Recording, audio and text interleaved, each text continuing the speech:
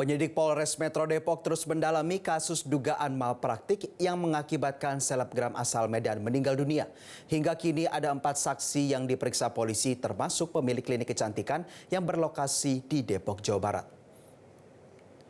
Penyelidikan kasus meninggalnya selebgram asal Medan Ella Nandasari pasca melakukan prosedur sedot lemak di klinik kecantikan di Depok, Jawa Barat terus dilakukan.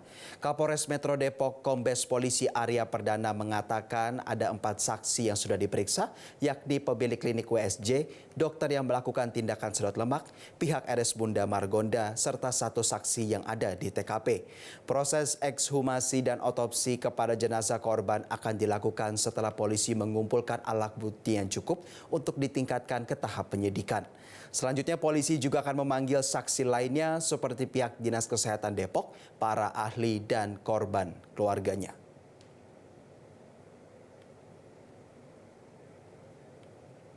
Rencana ekshumasi dan otopsi kapan, Pak?